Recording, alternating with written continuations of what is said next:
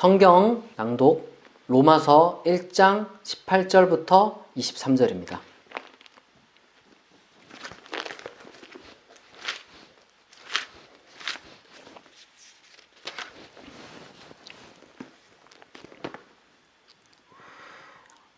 하나님의 진노가 불의로 진리를 막는 사람들의 모든 경건하지 않음과 불의에 대하여 하늘로부터 나타나나니 이는 하나님을 알만한 것이 그들 속에 보임이라. 하나님께서 이를 그들에게 보이셨느니라. 창세로부터 그의 보이지 아니하는 것들 곧 그의 영원하신 능력과 신성이 그가 만드신 만물에 분명히 보여 알려졌나니 그러므로 그들이 핑계하지 못할지니라. 하나님을 알되 하나님을 영화롭게도 아니하며 감사하지도 아니하고 오히려 그 생각이 허망하여지며 미련한 마음이 어두워졌나니 스스로 지혜 있다 하나 어리석게 되어 썩어지지 아니하는 하나님의 영광을 썩어질 사람과 새와 짐승과 기어다니는 동물 모양의 우상으로 바꾸었느니라.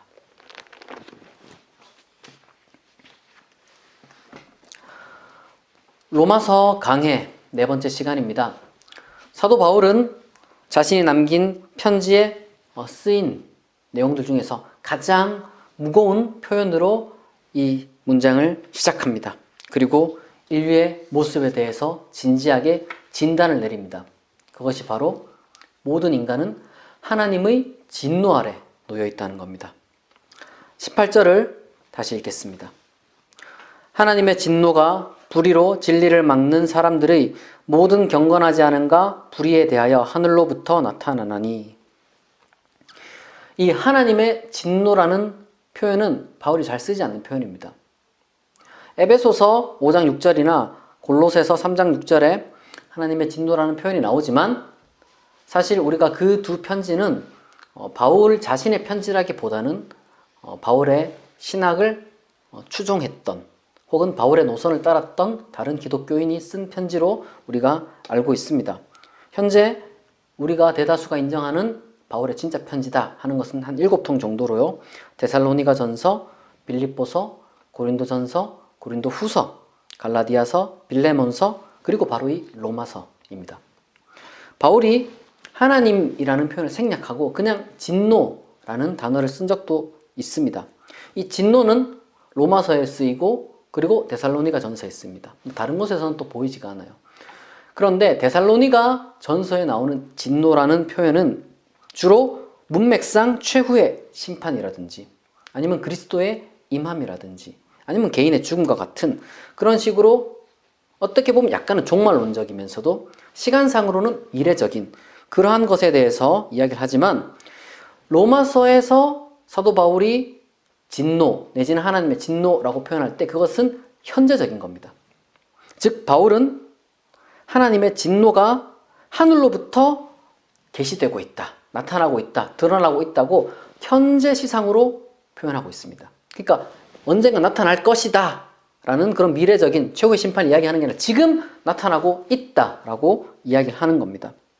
그러니까 하늘로부터 라는 표현은 정말로 무슨 하늘에 어떤 징조가 있다거나 예를 들면 뭐 일식이나 월식이나 이런 이야기를 하는 것이 아니라 단지 그 누구도 이 하늘 아래에 있는 그 누구도 피할 수 없다는 그러니까 보편적인 모든 사람에게 지금 하나님의 진노가 임하고 있다라고 지금 수사학적으로 이야기를 한다고 볼 수 있습니다. 그렇다면 지금 인류의 보편의 상태 모든 인류가 지금 어떻게 지금 하나님의 진노가 임하느냐 바로 불경하고 불의하기 때문입니다. 보다 구체적으로 사도 바울이 한마디를 더 덧붙이는데요. 인간은 불의 안에서 진리를 제한하고 있기 때문에 혹은 진리를 가로막고 있기 때문입니다. 모든 인간이 그렇다는 거죠. 이 불경이라는 말이 헬라어로는 아세베이아, 불의는 아디키아인데 이게 아마도 발음의 운율 때문에 불경이라는 것을 쓴 것이죠. 그러니까 수사학적인 강조를 위해서 불경을 쓴 것이고 실제로 지금 바울이 초점을 맞춘 것은 불의입니다. 그래서 불의가 2번 나오고 불의를 통해서 로마서 1장 17절에 나타난 하나님의 의 그리고 인간의 현재에 나타난 인간의 불의 이거 두 개를 지금 대조해서 우리에게 보여주는 겁니다. 그런데 이 불의가 복음을 통해서 드러나는 게 아니라 인간의 어떤 그 불의라는 것이 복음 때문에 드러나는 것이 아니라 바로 인간 자신에게서 볼 때 그 불의가 드러난다는 거죠. 19절을 읽겠습니다. 이는 하나님을 알만한 것이 그들 속에 보임이라. 하나님께서 이를 그들에게 보이셨느니라. 그러니까 왜냐하면 하나님을 알만한 것이 그들 속에 보임이라. 그러니까 왜냐하면요. 이는 여기서는 하나님 자신이 모든 사람에게 하나님을 알 수 있도록, 그러니까 이게 보임이다. 이건 하나님을 알만한 것을 보인다는 건 하나님 자신에 대한 지식을 알 수 있게 하셨다. 이런 뜻이거든요. 그러니까 하나님은 지금 어떤 방식을 통해서 모든 인간이 하나님을 알 수 있도록 하셨습니다. 그런데 사도 바울이 이것은 과거의 단회적인 일이었다는 것을 표현하기 위해서 그러한 과거 시상을 사용했습니다. 단회적인 과거 시상을 사용했어요. 하나님이 언젠가 과거에 한 번 모든 인간이 알 수 있도록 조치를 취해 놓으셨다는 거죠. 그런데 바로 그 한 번의 조치를 통해서 모든 인간은 바로 그 하나님에 대한 지식을 우리 자신에게서 계속해서 지금도 여전히 볼 수 있다는 겁니다. 알 수 있다는 거죠. 바울은 다시 말해서 모든 사람이 지금 하나님을 통해서 하나님이 자기 자신을 알 수 있는 지식을 인간에게 심어 놓으심으로써 모든 사람은 하나님에 대한 지식을 다 가지고 있습니다. 그 하나님에 대한 지식이 바로 진리인데 그 진리를 불의 때문에 제한하거나 가로막는 자를 현재 바울은 불경하다. 다시 말해서 불의하다라고 지적하며 바로 그러한 모든 사람들에게 하나님의 진노가 하늘로부터, 그러니까 누구도 피할 수 없게 드러나고 있다라고 진단을 내리고 있는 것입니다. 그러니까 지금 바울은 이 문장 자체에서 모든 인간이 다 이미 유신론자라는 것을 전제하고 있는 거예요. 바울 시대에는 사실상 진정한 무신론이라고 할 만한 게 없었어요. 그러니까 지금 오늘날에야 이게 신이 존재하느냐 묻는 것 자체 혹은 주장하는 것 그 자체가 굉장히 급진적인 그런 말이 될 겁니다. 왜냐하면 보이지도 않고 현대과학이 너무 발달했기 때문에 하나님에 대해서 논한다는 것 자체가 굉장히 급진적인 이야기가 될 텐데 바울 시대에는 하나님 없다라고 말하는 그런 게 되게 낯설고 굉장히 예외적인 경우였어요. 물론 고대 헬라 철학자들이나 로마 지식인들 중에는 무신론자들이 존재한 것은 맞습니다만 대단히 예외적인 경우였죠. 오히려 바울이 살던 세계는 신들로 가득했던 그런 세계관의 세계였습니다. 따라서 지금 현재 바울이 이야기를 하고자 하는 것은 그런 극소수의 지식인들이나 철학자들을 대상으로 해서 그들의 어떤 무신론적인 어떤 지성을 공격하고 유신론을 변증하고 있다 이런 게 아니라 그냥 전제되어 있는 거예요. 하나님을 다 모든 사람은 알고 있다. 이미 이건 전제된 겁니다. 그래서 종종 어떤 분들이 하나님에 대한 알 이런 것들이 어떻게 나타났고 그것이 어떻게 가로막히고 있느냐라는 무신론 대 유신론의 어떤 논증으로 이 본문을 종종 사용하는 경우가 있는데 그런 신존재 논증과 같은 신학적인 변론은 여기서는 대단히 부적절한 겁니다. 오히려 바울은 그런 예외적인 무신론도 포함을 하겠죠. 물론 이제 그런 예외적인 무신론을 포함해서 하나님에 대해서 잘못된 지식이 어떻게 진노로 이어지는가 지금 그걸 다루고 있다는 겁니다. 우선 아까도 말씀드렸듯이 하나님은 단회적인 한 번의 사건으로 자기 자신을 알 수 있게 하셨는데 그게 바로 뭐냐? 창조랑 연결되는 겁니다. 20절을 제가 읽어보겠습니다. 창세로부터 그의 보이지 아니하는 것들 곧 그의 영원하신 능력과 신성이 그가 만드신 만물에 분명히 보여 알려졌나니 그러므로 그들이 핑계하지 못할지니라. 그러니까 처음에는 인간 안에 알만한 것이 보였고 그리고 또한 자연 안에 하나님을 알만한 것이 보였다고 지금 사도 바울이 이야기를 하는 건데 다시 말해서 자연과 인간 각각의 창조를 통해서 하나님에 관한 지식이 알려졌다고 지금 바울이 이야기를 하고 있는 겁니다. 물론 이게 우주 창조와 관련해서는 조금 일반적으로 우리가 이야기를 하자면 인류 역사에 대한 통찰이라든지 아니면 세계상과 같은 학문적인 반성적 사유를 가르칠 수도 있고 아니면 인간 창조와 관련해서 우리가 이제 인간 스스로를 살펴볼 때 양심이나 도덕이나 아니면 일종의 어떤 감격이나 느낌 그런 것들 안에서 개개인의 신에 대한 주관적인 인식을 가리키는 것일 수도 있습니다. 그런데 신학적으로도 이게 표현할 수가 있어요. 다시 말해서 간단하게 이야기하자면 우리는 자연 가운데서 하나님의 흔적을 찾고 인간 안에서는 하나님의 형상을 발견한다는 것입니다. 다시 말해서 우리가 인간을 대하면서 그리고 자연을 접하면서요, 하나님을 발견하지 않는다면 인간 개인이나 아니면 인간 사회 전체가 불이하게 흘러갈 수 있다는 거예요. 아주 강력한 사도 바울의 메시지입니다. 이게 결코 그냥 평범한 메시지가 아니라 굉장히 강력한 주장입니다. 왜냐하면 우리가 자연을 들여다보잖아요. 자연을 들여다보면 뭐 물리학이나 아니면 화학과 같은 그런 것들을 발견할 수 있지만 거기서 하나님을 우리가 어떻게 관찰하겠어요? 자연을 들여다본들 현미경으로 아니면 망원경으로 들여다본들 하나님이 보입니까? 그렇지 않단 말이에요. 인간도 마찬가지입니다. 인간도. 우리가 인간을 들여다보면요, 뭐 생물학 같은 거라든지 아니면은 조금 더 우리가 넓게 봐서 뭐 심리학 그리고 뭐 사회학, 정치학 이런 것들을 우리가 뭐 발견하고 어떤 발전시킬 수 있을지는 몰라도 거기서 여전히 하나님을 관찰하기란 불가능합니다. 그렇기 때문에 바울의 지금 주장은 너무도 강력한 거예요. 사도 바울은 자연 그 자체나 인간 그 자체가 비록 하나님은 아니지만 그리고 또한 그런 인간의 학문적인 방법으로는 도무지 하나님이 발견되지 않지만 그럼에도 불구하고 자연과 인간을 통해서 하나님을 발견해야 한다고 이야기를 합니다. 이 말은 곧 무슨 말이냐면 우리가 자연을 보면서 하나님의 지혜와 하나님의 권능과 하나님의 광대하심을 느낀다는 거죠. 감탄한다는 거죠. 그리고 또한 그것이 주어져 있음에 감사한다는 겁니다. 인간도 마찬가지입니다. 우리가 인간을 존중해야 되지만 한 걸음 더 나아가서 인간이 하나님의 형상으로 지음받았구나 하는 것에 대한 또한 감탄과 감사 그리고 그로 말미암은 당연한 존중이 주어져야 된다는 것이죠. 말씀드렸듯이 사도 바울에게는 무신론이라는 게 전제되지 않았기 때문에 이런 이야기를 하는 겁니다. 마치 이런 것이죠. 우리가 지금 현대를 살아가면서 인간 사회가 인간에게 자유가 있고 그리고 인간은 도덕적인 존재로서 당연히 양심과 책임을 물을 수 있다고 전제를 하고 있습니다. 그게 전제가 되지 않으면요, 법이 성립할 수가 없어요. 사회가 성립되지가 않습니다.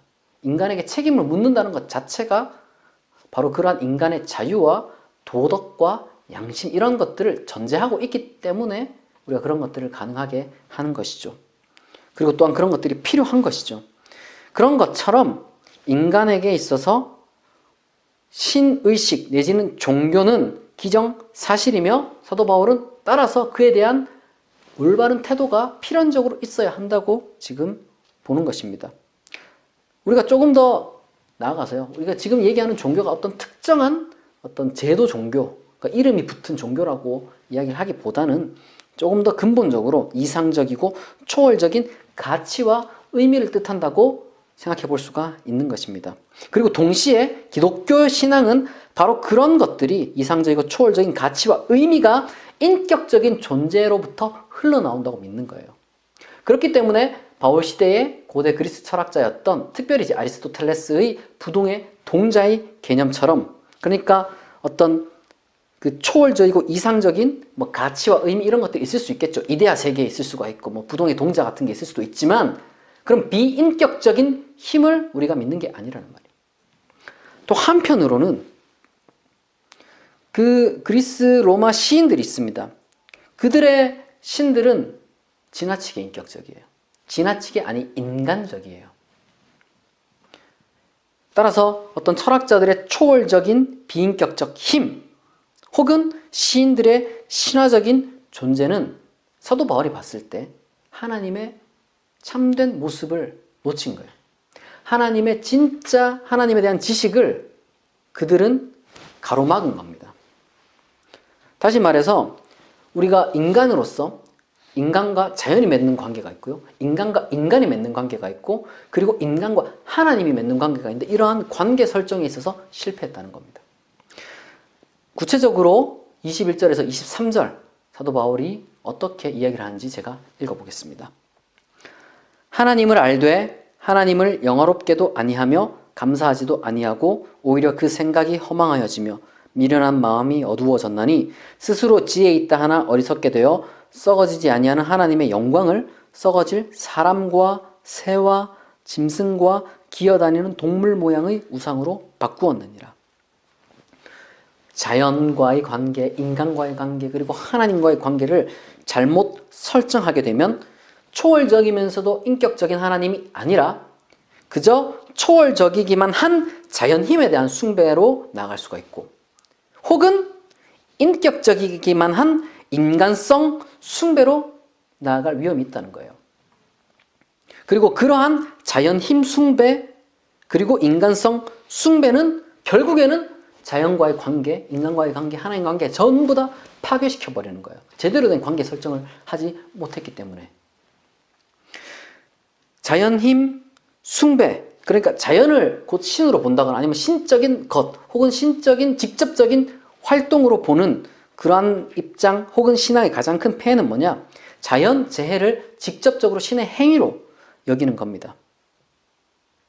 동시에 인간성 숭배의 그런 가장 큰 폐해는 인간 차별의 정당화, 다시 말해서 조금 더 구체적으로 얘기하자면 계급의 정당화, 그 극단에는 노예 제도가 있고 황제 숭배가 있는 거죠. 이 두 개 다 바울 시대에 당연하게 존재했던 그런 큰 특징이었습니다. 그 자연재해와 관련해서 조금 더 구체적으로 그 고대 그리스 로마 시대에 주목할 만한 기록은 기원전 430년 그리스 아테네에 돌았던 어떤 전염병인데 인구 4분의 1을 죽여버렸어요. 그리고 기원 후 79년에 베수비오 화산 폭발로 인해서 그 유명한 로마 휴양지 폼베이가 멸망해버렸죠. 사도 바울 전후로 해서 많은 사람들이 이것들을 신의 활동 내지는 신의 징벌로 해석을 했습니다. 그래서 종교를 버린 소수의 어떤 그런 예외적인 사람들도 등장을 하게 되는 거예요. 그리고 수많은 끊이지 않는 전쟁, 전투, 비인간적인 노예, 그리고 극단에 있는 황제 숭배 이런 것들을 지지하는 정치, 법률, 제도, 윤리 이런 것들이 다 신의 이름으로 정당화되는 거죠. 안타깝게도 바울이 그때 지적했던 그 지적이 오늘날에도 유효한 것 같아요. 무슨 말이냐면 벌써 2000년이 지났는데도 불구하고 기독교 신앙을 가진 수많은 사람들이 자연을 하나님의 선물로 이해하기보다는 여전히 그 안에서 어떤 직접적으로 하나님이 활동한다고 믿는 애니미즘 혹은 물활신앙을 갖고 있습니다. 다시 말해서 뭔가 자연재해가 일어나면 하나님이 이걸 치셨다 이런 식으로 정치와 법이나 윤리가 또 신의 권위를 가진 절대 원리라고 착각하는 그런 율법주의적인 신앙을 갖고 있는 사람들도 있습니다. 다시 말해서 자연 산물을 절대화하는 경우나 혹은 인간 산물을 절대화하는 것이죠. 하지만 그것은 결코 절대화될 수 없는 초월적인 그런 게 아닙니다. 인간이 자연의 일부임에도 불구하고 자연에 대한 지식과 인간에 대한 지식이 구별되어야 하는 것처럼 자연과 인간에게서 하나님을 발견해야 돼요. 아까 얘기했듯이 자연 속에서 하나님의 흔적을 찾고 인간에서 하나님의 형상을 만난다는 그런 신학적인 표현처럼 그럼에도 불구하고 그것들에 대한 것들과 하나님에 대한 것은 우리가 구별해야 한다는 겁니다. 그렇지 않다면 우리가 무지한 가운데서 분노하거나 엉뚱한 것에 감사하거나 궁극적으로는 내 개인의 존엄성도 잃어버리게 되는 거예요. 우리가 자연에 대한 어떤 혹독한 경험, 자연재해라고 하죠. 그런 것들은 우리가 자연 숭배로 나아가거나 아니면 어떤 신에 대한 그 부정으로 나아가는 것은 올바른 반응이 아닙니다. 오히려 자연 다스림을 위한 인간 지식의 발달로 이어져야 되는 게 맞아요. 예를 들면요, 1755년에 유럽에서 리스본 대지진이 일어났습니다. 굉장히 중요한 사건인데 이 사건에 대해서 모든 그 기독교 문명이 신정론을 논했는데 다행히 순수하게 지진에 대해서, 그러니까 인간의 자연 지식에 대한 문제로 이것을 논했던 사람이 바로 임마누엘 칸트라는 철학자입니다. 철학자. 다 신정론을 논했어요, 그때. 그런데 순수하게 지진에 대해서 우리가 논해야 된다. 지금 그럴 때가 아니다. 자연재해에 대해서. 그럼 바로 그 도전이 인류 지성사의 큰 전환이 되어 주었습니다. 그런데 그때 이후로 250년이나 지났음에도 불구하고 안타깝게도 여전히 자연재해를 하나님의 재앙과 동일시하는 경우가 너무 많이 있어요. 아직도 우리는 홍수를 겪고 뭐 기근을 겪고 또 전염병과 같은 자연재해를 겪고 있는데 그런 위협을 우리가 극복해 나갈 수 있는 노력을 해야 되고 그리고 그게 닥쳤을 때 우리가 함께 그걸 연대해서 이겨나가야 되는데 여전히 어떤 하나님이 치셨네 이런 말들을 하는 겁니다. 지금 불과 최근에도 봐봐요. 호주에 산불이 일어나고 그 다음에 뭐 그 우한의 폐렴 이게 불과 최근에 일어났잖아요. 그런데 여기에 대해서 이게 하나님의 징벌이다. 여러분 이렇게 해석하는 목사들은요. 자연에 대해서도 하나님에 대해서도 전혀 모르는 것이고 사도 바울이 지적하는 것처럼 스스로 지혜 있다 하나 어리석은 그리고 불경하고 불의한 사람들입니다.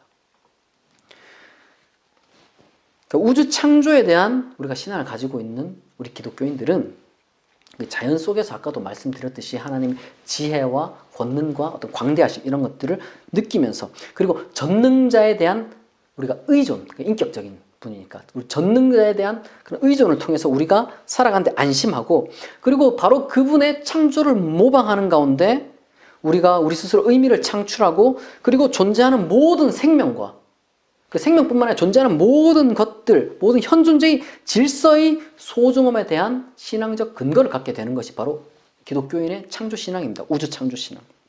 그렇기에 자연이 인간에게 지금까지 너무도 혹독했음에도 불구하고 여전히 우리 인류는 자연을 다스려 가고 있고 또한 그래야만 하는 것이죠.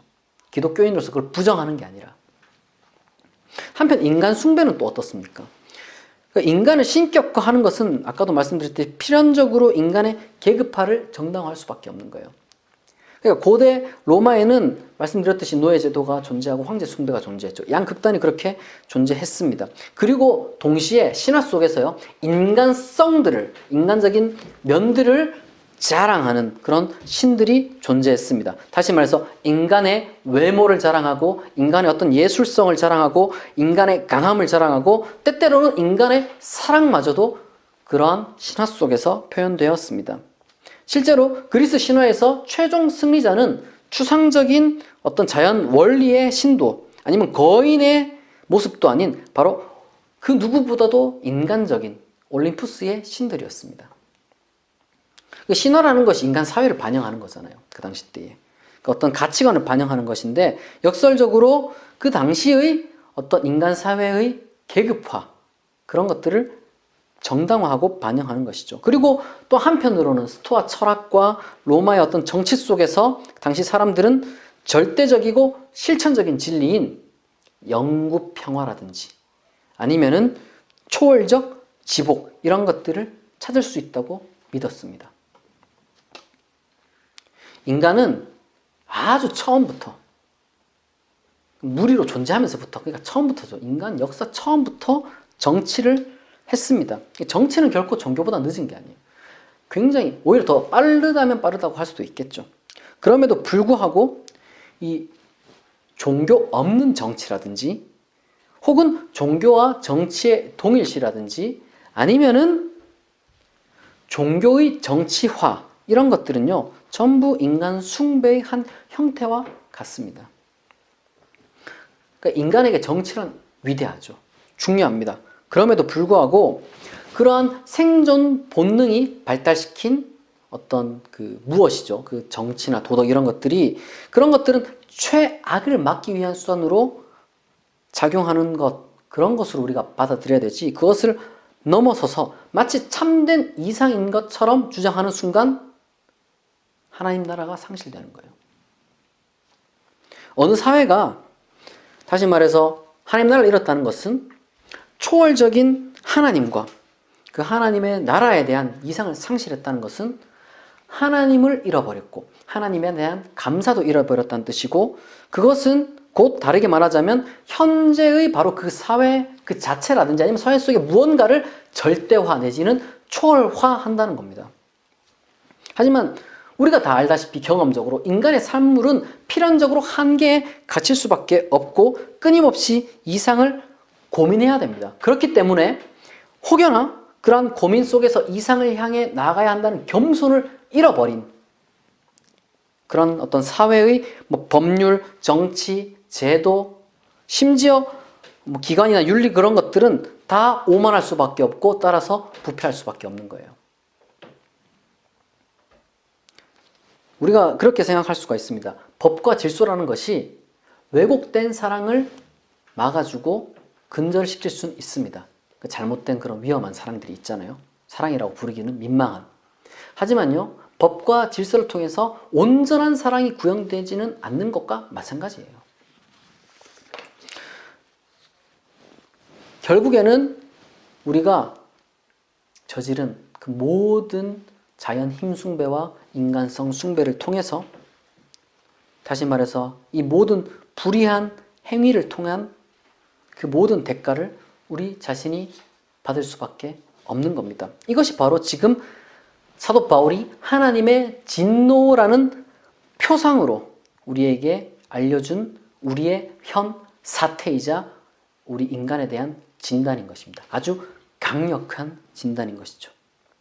지금까지 많은 사람이, 특별히 기독교인들 그리고 혹은 기독교 신학자들이 하나님의 진노를 이렇게 두 가지 방향으로 오해했습니다. 첫 번째 오해는 뭐냐면은 하나님의 진노가 마치 자기에게 지금 충성을 보이지 않는 자를 즉각 처단하는 다신론 종교 속의 어떤 폭군의 독재적 처사로서 오해하는 사람들이 있었습니다. 그러니까 수많은 군주들이 있죠. 그 어떤 종교의 군주들. 그 속에서 나에게 충성하지 않으면 즉각 처벌한다는. 그러니까 이제 선교에 목매다는 거예요. 충성심을 가져오기 위해서. 이런 식으로 오해를 했고. 또 다른 한편으로는 마치 하나님의 진노라는 것이 막 엄격하고 구체적으로 막 정비된 아주 하나하나 다 모든 항목이 세부적으로 있는 그런 국가의 어떤 엄격한 법률 같이, 그런 어떤 법 속에서 엄정한 재판을 거친 후에 심판은 대단히 당위적인 것처럼, 거기에 이제 용서는 부당한 것처럼, 그것처럼 율법에 따르는 당연한 처벌로서 하나님의 진노를 오해한 사람들이 많았습니다. 그러니까 마치 이거 조금 더 고상해 보이지만, 굉장히 원칙적인 것처럼 보이지만 기계적으로 그런 식으로, 그러니까 인간 사회 속에 만들어낸 어떤 규율처럼, 하나님이 법에 갇힌 것처럼 그 속에서 하나님이 따라야 하는 것처럼 인과관계적으로 봤다는 것이죠. 하나님의 진노를. 하지만 그 둘 다 하나님의 진노에 대한 오해입니다. 하나님의 진노는 오히려 그런 것이라기보다는 서술적인, 다시 말해서 하나님에 대한 올바른 지식과 그리고 이제 그로 말미암은 태도를 버림으로써 내지는 오해함으로써 생긴 그 결과에 대한 현실 직시를 나타내는 하나의 표상인 거예요. 우리가 따라서 다시 한번 사도 바울의 로마서의 말씀에 따라서 자연과 나와의 관계, 그리고 인간과 인간 간의 관계, 그리고 무엇보다도 나와 하나님의 관계를 바르게 인식함으로써 우리가 그 관계들을 바르게 설정하고 감사함과 행복한 삶을 살아갈 수 있기를 진심으로 축복합니다. 기도하겠습니다. 자비하신 하나님 아버지, 우리가 자연 가운데 하나님을 지혜와 권능과 광대하심을 발견하고 또한 나의 모습과 다른 사람의 모습 속에서 하나님의 사랑과 형상과 그 고귀함을 발견하게 하옵소서. 진노 아래 있는 삶이 아니라 하나님에 대한 올바른 지식 가운데 하나님께 감사하고 하나님의 이름을 높이는 삶을 살게 하옵소서. 예수 그리스도의 이름으로 기도합니다. 아멘.